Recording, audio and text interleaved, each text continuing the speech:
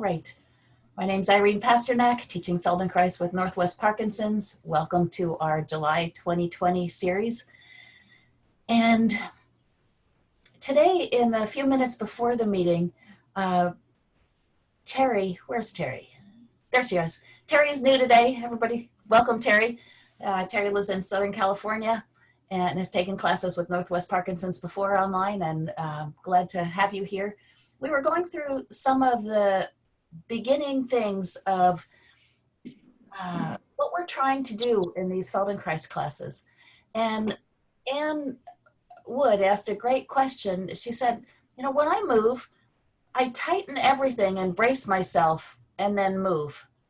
Like if you lift an arm in front of you, she says, I just kind of clamp everything down and lift it. Does anybody else feel like they do that? Yeah, okay. I definitely some. So our brain is trying really hard to keep us from falling.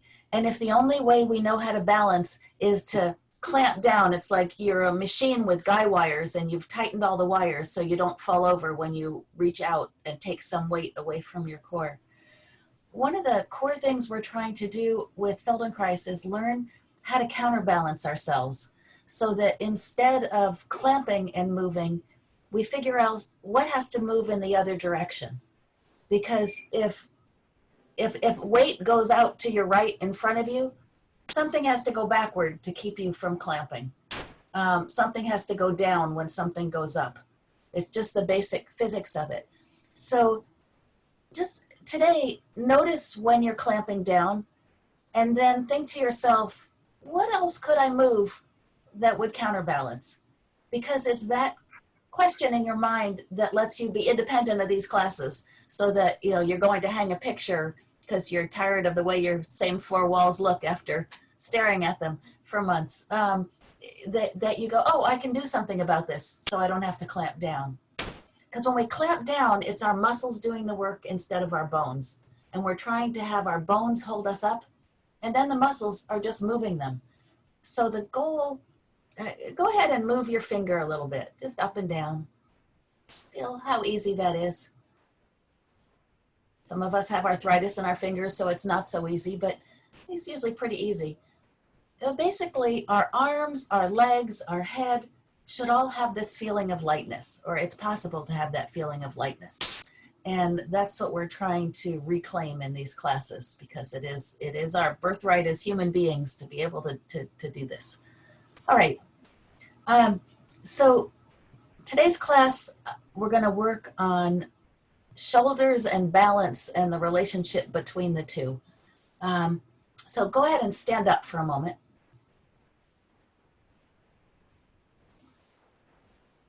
This is also a lesson that works on profound calmness, which is useful for resetting after you read the newspaper in the morning. So this will give you some ideas of how to reset yourself if you start getting wound up about what's going on in the world. All right, so standing, do you know where your shoulder blades are? And how do you, if you ask yourself that question, what do you do? I see lots of wiggles going on, of chest moving as you're going, all right, where are my shoulder blades today? Okay. And let's do a few movements that use the shoulder blades to feel. In our last lesson, we played with the movement of taking off a sweater. So if you cross your arms in front of you and then lift as if you were going to take your sweater off, just feel how far your arms can go up comfortably. Remember, we don't push past discomfort. Okay. And do it again and feel, let's stop after 1 inch of lifting. So put your hands down, lift 1 inch, and feel, how does your body counterbalance this a little bit? What pushes forward? Do your shoulder blades go down or up your back? You can feel the whole quality of the movement in that first inch of moving your arms up. Okay. And then cross your arms the other way, the weird way that nobody ever takes their sweater off this way. And try just the beginning of the movement. That's the other thing I want to emphasize in the class today, is that we're playing with the beginning of the movement is enough to feel the quality of it and enough to work on improving the quality. So we'll try this beginning of the movement again. Other movements that use the shoulder blades and balance and counterbalance are brushing your hair or combing your hair.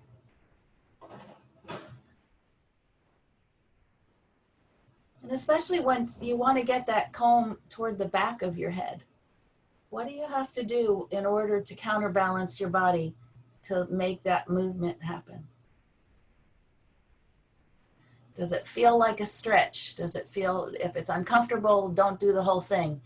Sometimes people, when movement is difficult, we do it really fast. We like whip our hand back there. It's like, okay, those in-between places in the front are hard to find. But I'd like you in this class to practice doing it in slow motion, because in slow motion is where you'll discover, if I push my belly a little bit further forward, then my hand can go back further. Okay, good. Now, leave your arms down for a moment and shift your weight from foot to foot. And notice, is it easier to go one way than the other? You might have to slow down a little to sense. Most of us have one foot that we just feel a little more secure on than the other. And go ahead, you can put your hands on your chair or a wall, and you can use your other foot as a kickstand or lift it up, but see what your one foot balance is like.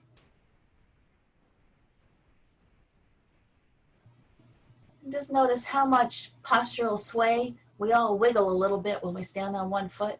How much do you wiggle today, and what parts of you wiggle? Or do you hold your breath and clamp everything down in order to stand on that foot? Okay. And then try the other foot. See why you chose this one second today. Usually the second side's a little more challenging. All right. And then come and sit down in your chair.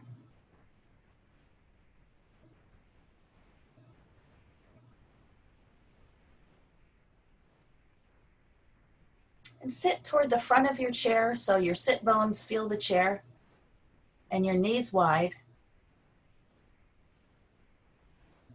And imagine that there is a line that goes from one shoulder to the other. And close your eyes as you imagine this shoulder line.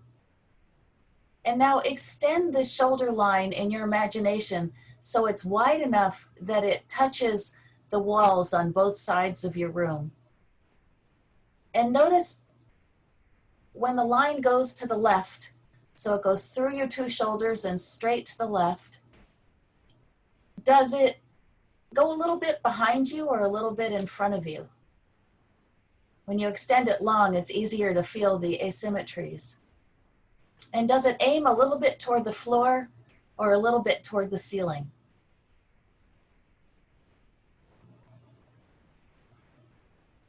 And then if you take the other line and extend it, does it extend up away from the floor or down toward the floor?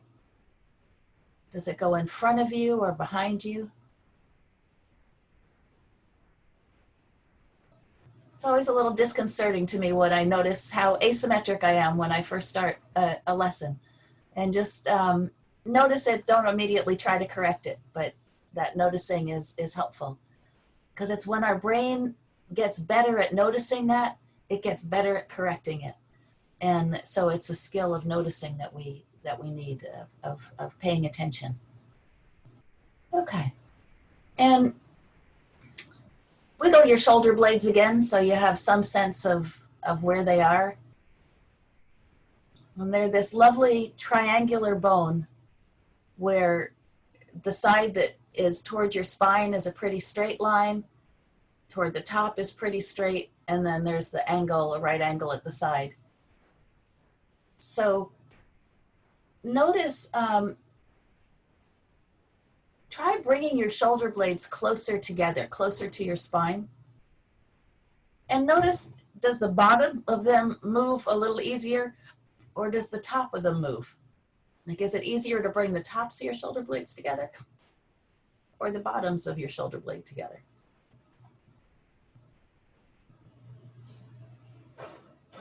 And as always, when I ask you these questions, sometimes you go, oh yeah, and sometimes you go, not sure, and that's okay, because it's the process that matters, okay?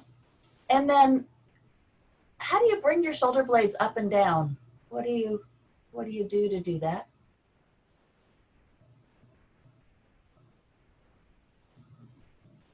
And pay attention to the top edge of the shoulder blades. When you bring them up, does it feel like the outside goes up more or the inside goes up more?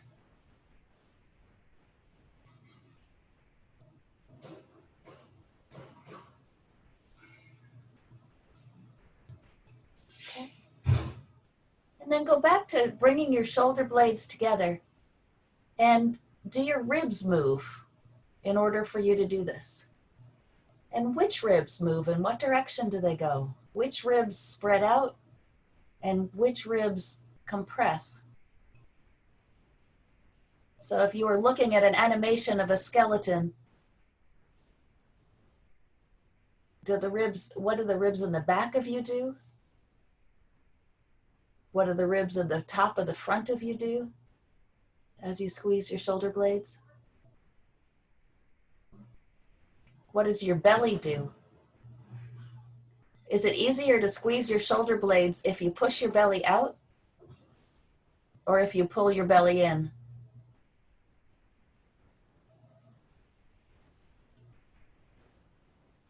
Okay. Now the shoulder blades can do another movement. They can rotate, kind of like that. And one way to do it is to put your hands palm up and then palm down. And so with the rotation, there's some of the going in and out and up and down, but there's also a little rotation in there, just to feel that motion. All right. We'll come back to these at the end of the lesson to see what feels different. Now put both hands in front of you, in front of your chest, and notice, are you pressing against each other with the hands? Try and, for this purpose, you could imagine that there's like a sheet of flexible film, like a plastic wrap that's a line in the middle, and you're just touching that plastic wrap, but you don't want to push it over to the other side. Okay. And take one hand down and just rest it on your leg. So the other hand is right in the middle, and go up the middle with this hand. And then come down. Keep doing that motion and begin to notice what else is moving as you do that. Do your head and eyes look at your hand? Go ahead and add that in. So when your hand goes down, you look at it. And when your hand goes up, you look at it. You can do this even with your eyes closed. With your eyes closed, you'll increase your sensation. Begin to notice if your sit bones are helping you. And if not, invite them.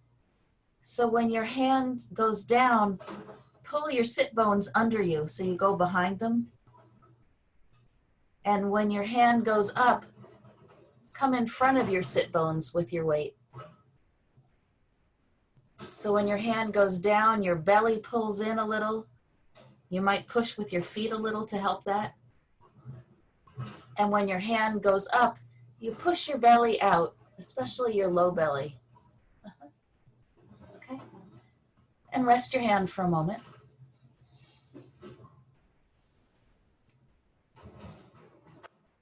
Put that same hand back in front of you. And this time, when your hand goes up, look down at the floor. And when your hand goes down, look up at the ceiling. Just back and forth. And feel if there's even more movement in your spine and belly. That you might feel your shoulder blades very active in this motion. that when your hand goes up, your shoulder blades have to get wide so you can look down. And when your hand goes down, your shoulder blades have to come together so you can look up. Okay. Rest that arm. And take a breath in and see if the air is going in better on one side of your body than the other. If it's easier to expand in all directions on your right side or your left side. And close your eyes for a moment and sense if you're sitting more comfortably on one sit bone than the other. If one foot feels more connected to the ground. Even do your eyeballs feel that they're the same height? And your cheeks, is one side a little more relaxed than the other? It's so weird how doing just one movement, paying attention to all the details, will reset everything into a little, like even emotionally, is one side of your body a little calmer than the other? Okay. Put the other hand up to touch that sheet of plastic wrap right in the middle and begin to slide your hand up the sheet and down the sheet. Is your sheet vertical?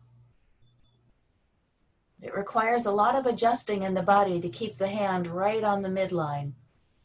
And you go up and your eyes look up. Your belly can push out. You can come in front of your sit bone. And then as your hand goes down, you look down and you go behind your sit bone.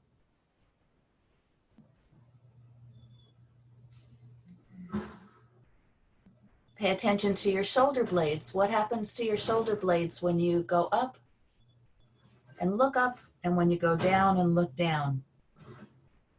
It's funny, they don't move quite as much, do they, as when you go the opposite. So go the opposite. Hand up, eyes and head down. Hand down, eyes and head up.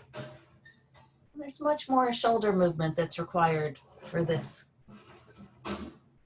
So your belly goes forward and backward as you're doing this.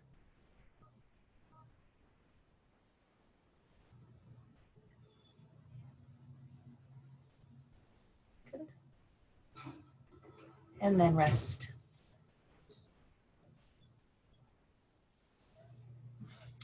Now we're going to do the same thing with both hands. Both hands together.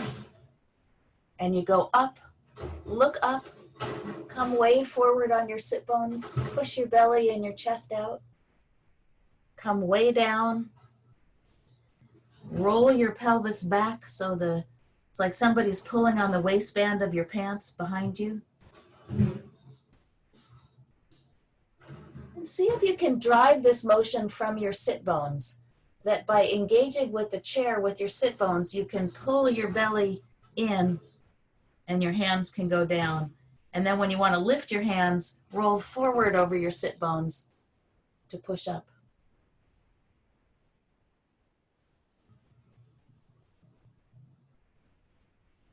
And let's try another movement, which is clench everything. Hold your belly, squeeze your butt, your chest, and try and go up and down with your hands.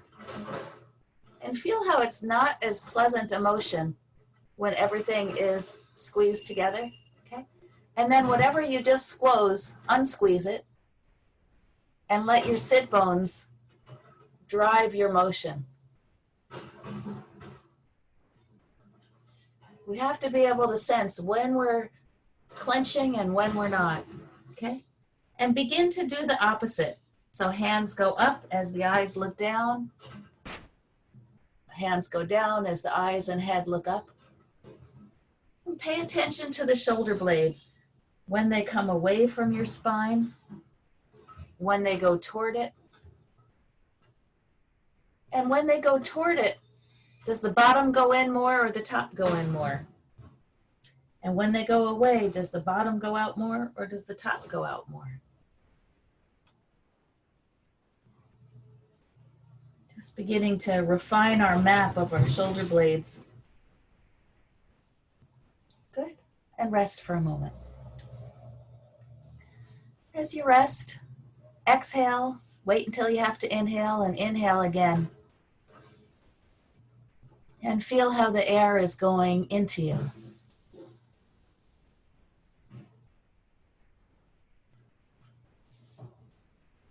And just for fun, cross your ankles or cross your knees, cross at the ankles, kind of bring your legs together. Sometimes people, when they do that, they tuck their feet up so your feet are bent. And try a breath in and see what that feels like.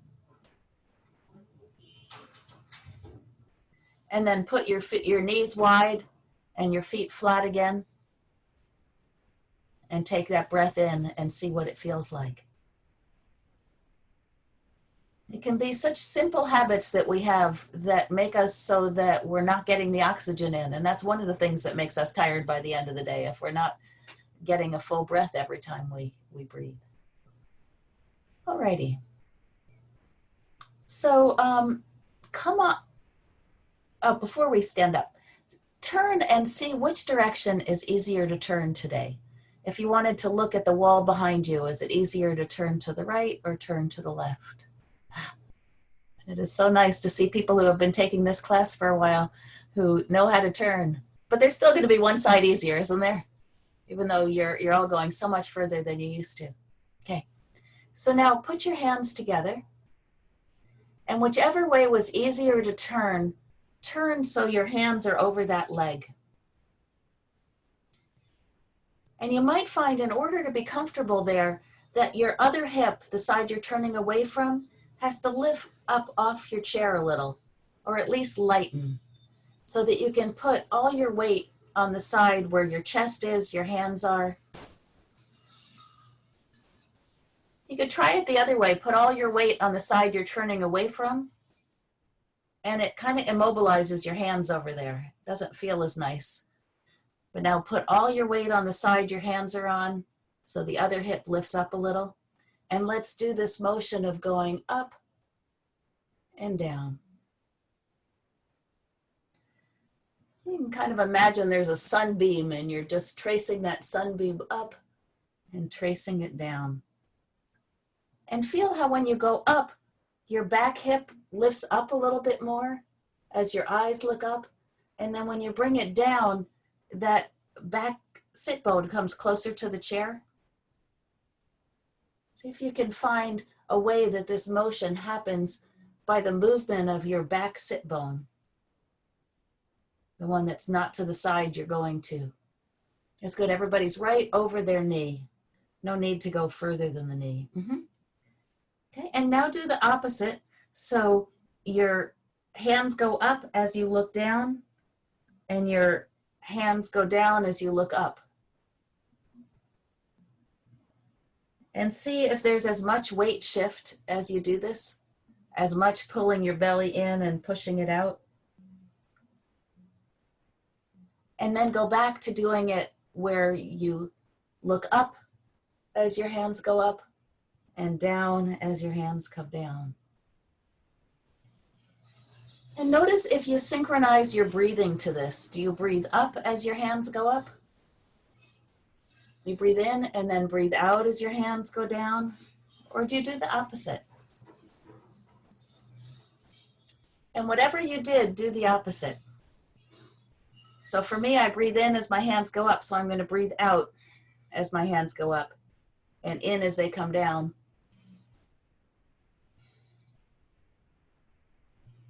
But my eyes are still trying to look at my hands. Amazingly difficult to do the opposite with the breathing.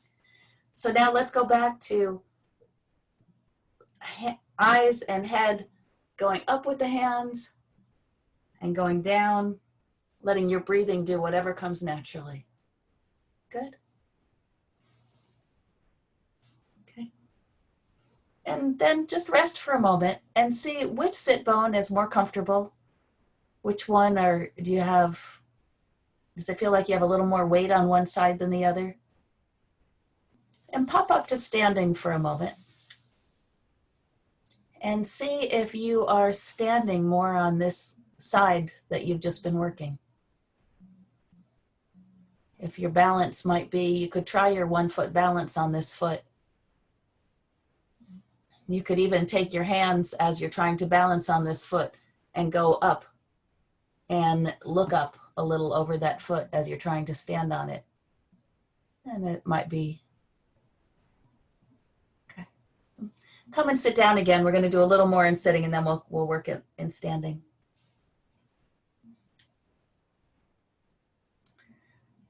Now turn to this easier direction again and pay attention to what your sit bones are doing. Which sit bone do you put more weight on? Which sit bone and knee come forward? Which ones go backward?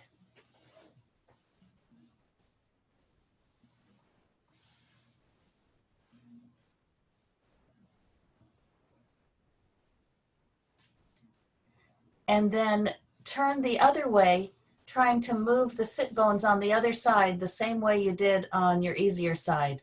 So one sit bone slides back in the chair, one slides forward. Knees stay wide as you do this. Put your hands together, put them over this second side leg, and begin to go up and down, letting your eyes follow your hands. And this side is probably your more challenged side. Just notice if it feels different on this side. If it's perhaps, do you go as far forward on this side as you did on the other side? You could go back and check it out. Like for me, I notice on my easy side, my hands are almost over my knee. And on my hard side, I do them closer to my body. And if I take them a little closer to my knee and go up, oh, it suddenly got a little bit easier. You can always learn from the other side. So eyes follow this. And then begin to take your eyes opposite. So when your hands are up, your eyes look down. When your hands are down, your eyes look up.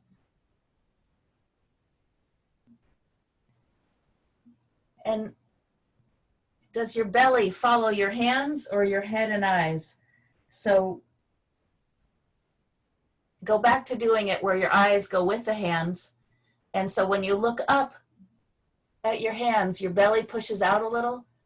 And when you look down, your belly pulls in a little. So you can go behind your sit bones and in front of your sit bones.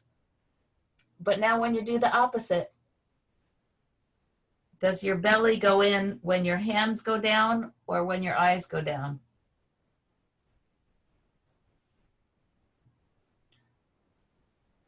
It's interesting to see who's the dominant player in your life, your hands or your eyes. Okay. And then go back to going up, looking up with your hands, down with your hands, noticing how your breath synchronizes.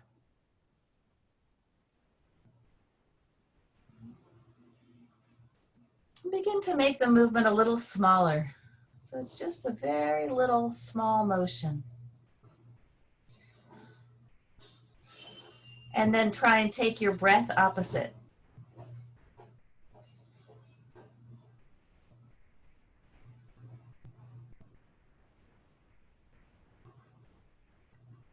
And then take your breath with it again.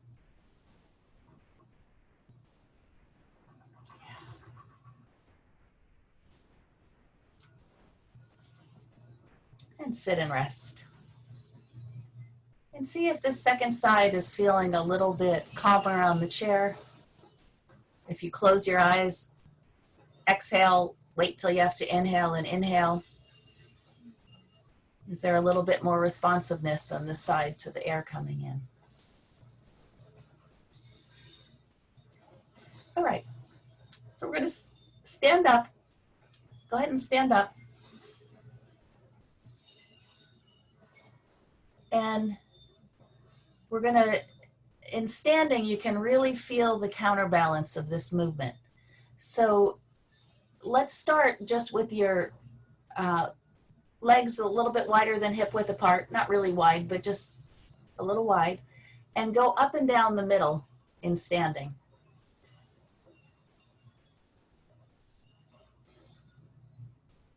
And notice, when does your pelvis move backwards and when does it move forward? When do you press your belly and your chest forward?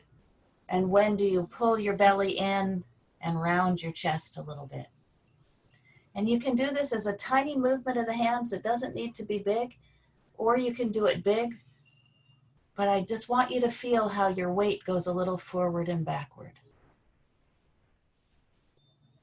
And then try the opposite. So as your hands go down, your eyes and head go up. And as your head goes down, your hands and eyes go up.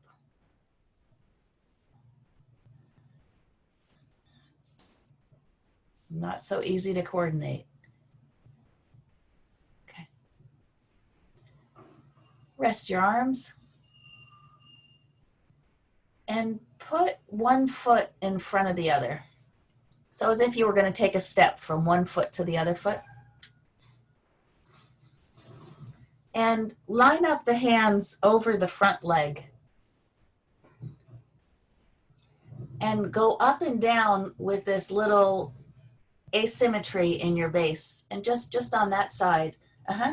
And here you really feel how your pelvis can move forward and backward.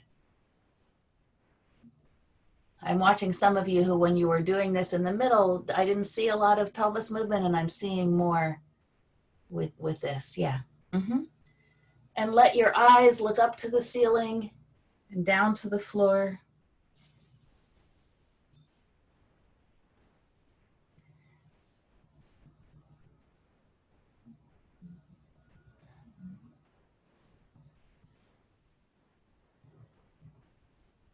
And then take your hands and eyes opposite.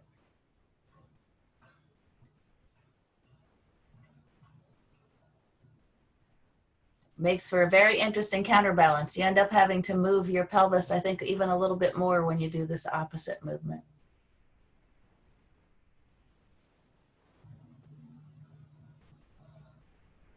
All right, rest for a moment. Just walk around for a moment. You might be finding that the side you were just working, you feel a little more secure when you step on it. Something might feel different left and right.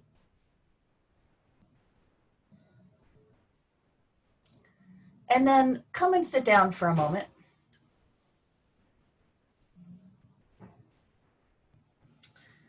And put your hands out in front of you as if you were cupping some water. And then, like you're out hiking and there's a mountain stream and you're cupping up some water, and then try and drink that water from your hands. And it's a funny motion, isn't it? You start by tucking your chin in toward your chest a little, and then the chin goes away from your chest and up. Just notice the path that your chin takes in order to drink water from your hands. I'm just watching how people do this. I think I may spend a whole lesson on this one, because it's actually an essential movement in walking. This ability for the chin to push out and pull in. Okay? And come back up to standing. And put the same foot forward you had forward. And as your hands go up and you're looking at your hands, feel how it's kind of the same motion that you were doing as you were looking forward with your head. That your chin has to come away from your chest in order to look up at the hands. Yeah. And then when your arms come down, your chin has to tuck closer to your chest.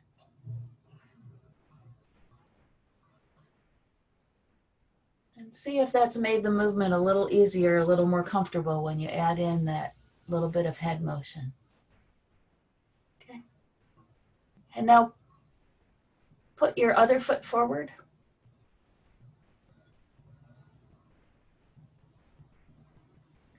Put your hands together, just touching lightly. There's just a piece of plastic wrap in between them. And your hands go up and down over leg number 2 now. So the leg that's in the front. And feel how much your pelvis moves forward and back. For most people on side 2, our pelvis doesn't move quite as far forward as it does on side 1. And so you might have to consciously look when your hands and eyes are up. If you dropped a string, what part of your foot would it be over? And when you bring it down, where's your weight on your feet? Feel how your body passes the weight from your back foot to your front foot as you go up, and back down to your back foot.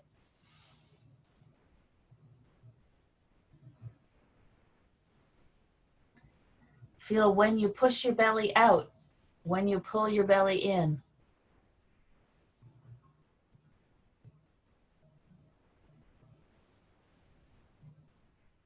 Okay, and then try and do the opposite.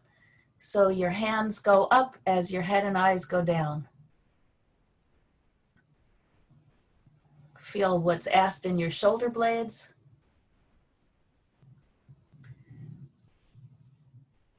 How it changes, how the weight goes on your feet.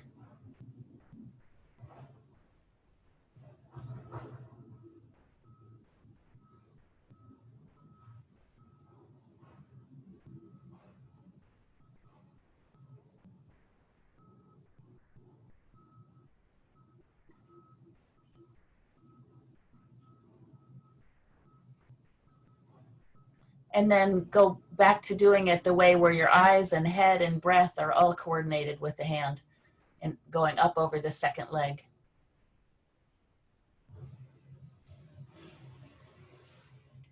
Okay. And then come in and sit down for a moment.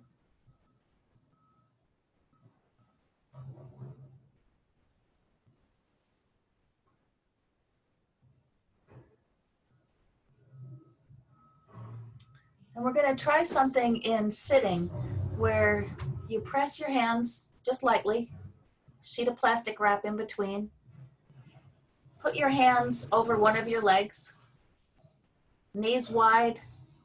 The sit bone of the other leg lifts up a little bit, and go up on this side, and then come down. And as you come down, transfer your weight to the other sit bone, and then come up. So you come down over this one, through the middle, your weight transfers, and be really aware of the sensation of how you pass your weight from one sit bone to the other, your eyes following your hands. You might notice in your feet, you're also transferring the weight from foot to foot. Say, if I can teach people how to do this move here, you can learn how to ice skate or roller skate, because this is skating, but it's also walking. It's also getting unstuck if you freeze in a doorway, because once your weight is fully on one side or the other, movement is possible. Okay. It's also going up and down stairs, that sense of one sit bone lifting up a little that helps the hand goes up, and then the other sit bone lifting up, that's what helps you get up the stairs. Okay. Now rest for a sec.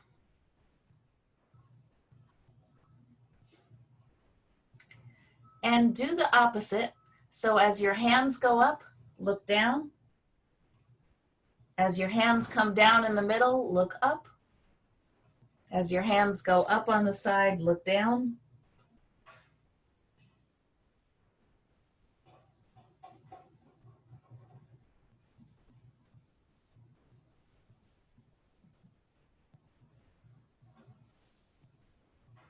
Being again aware of your sit bones, how they grab the chair. There's a little bit of pulling the sit bone under, pushing it forward one at a time.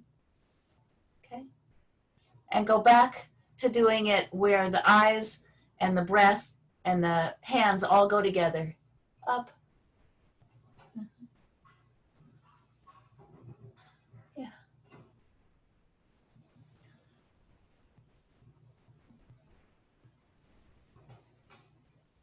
Okay, good.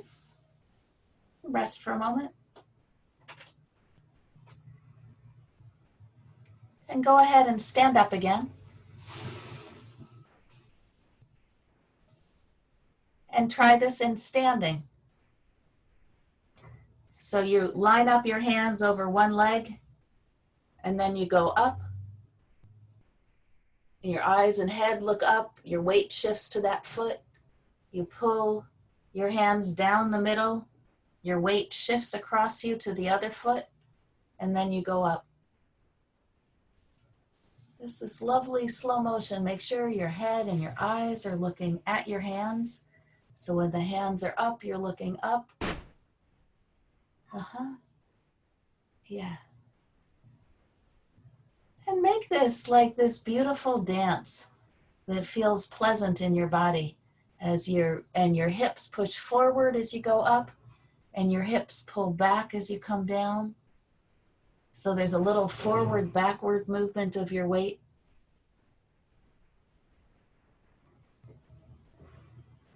And now try the movement a little smaller. Maybe your hands only go up to shoulder height.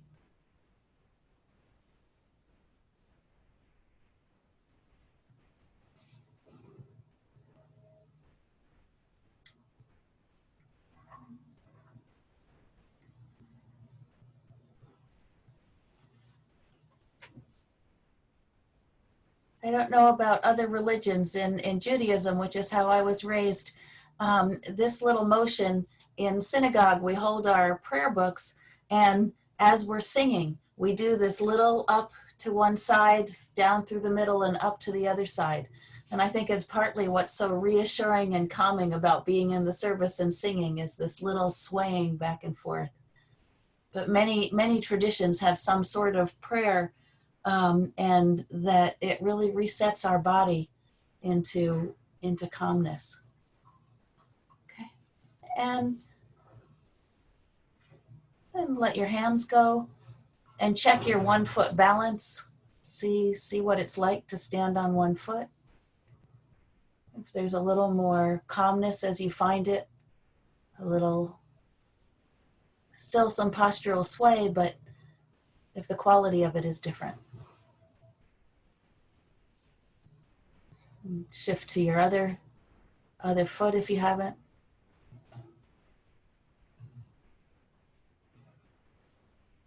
And in standing, try some of those motions from the beginning of what's it like to brush your hair.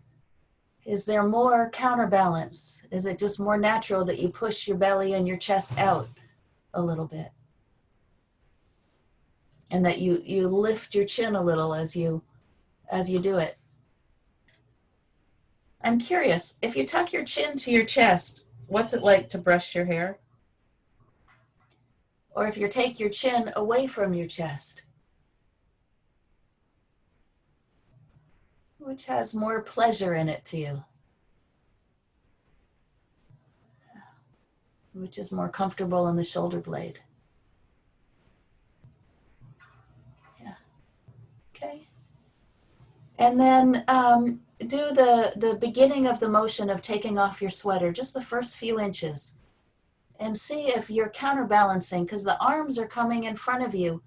So you have to take something backward and something forward to do that. If you press your hips forward and tilt your shoulders backward a little, if that motion becomes more whole body for taking the sweater off.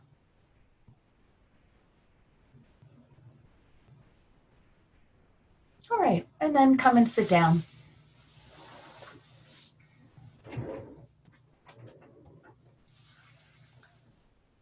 And I know we started the morning in the small groups talking about what's on your mind, with whatever's happening in the world, whatever.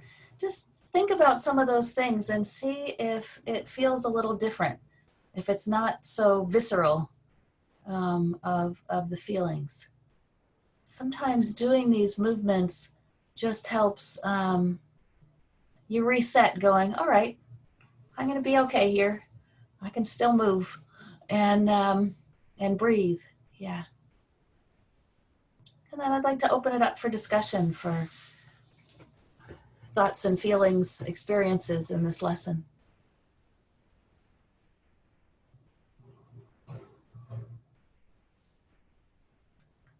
So you can just unmute yourself if you'd like to say something.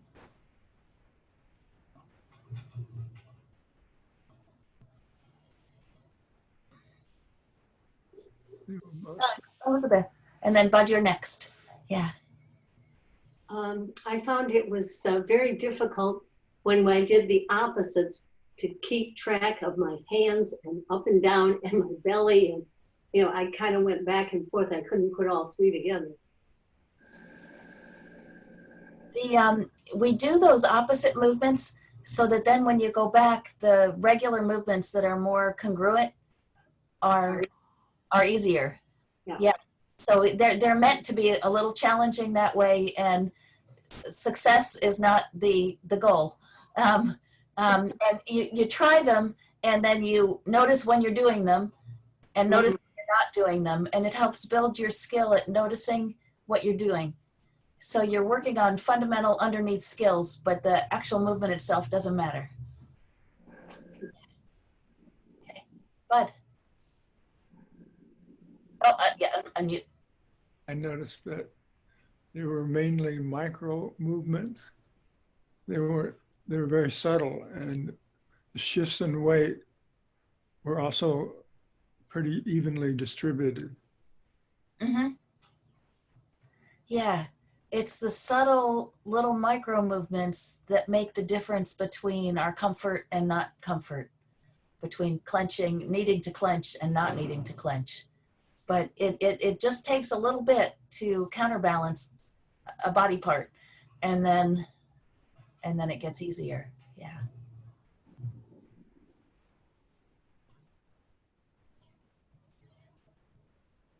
Bill. I found it really suddenly very easy to keep my balance when I was done. I wasn't able to lift my feet more than a quarter inch at the beginning. And then at the end, I was standing back here, I felt I could lift my foot up quite a ways. I was amazed. Yeah. Balance is counterbalance. The word balance is just a shortened form of counterbalance, and your body is more effortlessly finding it, which should translate nicely into your stability in walking and stability in just standing still. Mm-hmm.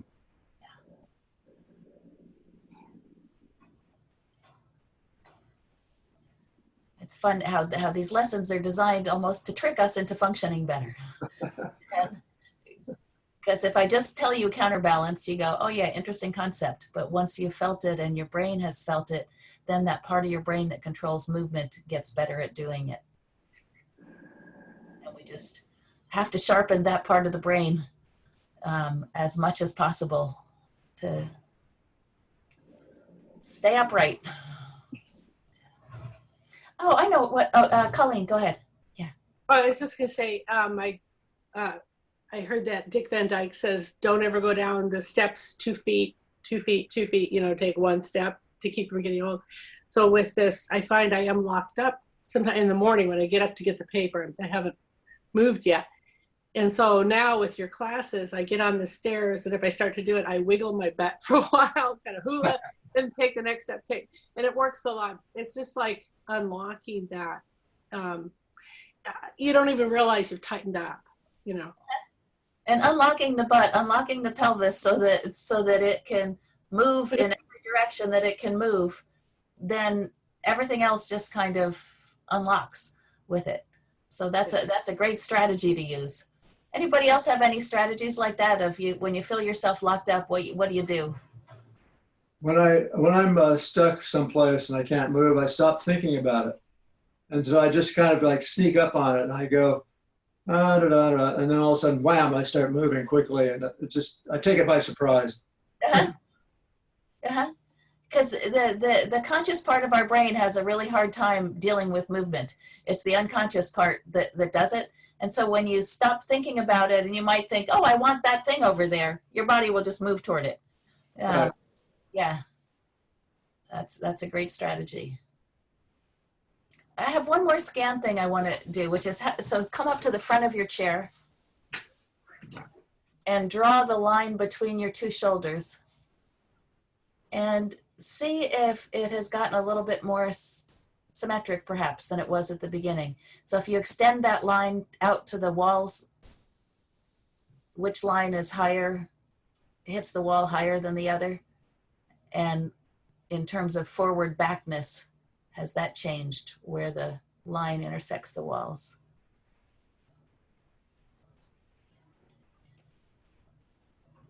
And raise your hand if you feel a little more symmetric or a lot more symmetric than you did before. Yeah. Okay. So just the other thing that I find lovely to remember is that my asymmetries are a temporary state based on how I'm holding my muscles at any moment, and I can change them. They are not locked in stone. I am not a granite monument to myself. I'm a moving, learning human being. And it's amazing how profound that thought is to what we attempt and what we try. Okay, I think we are done for the day, and I will see all of you who can make it on Thursday. Thank you very much. Thank you, Irene. Thank you. Thank you. So much. Thanks.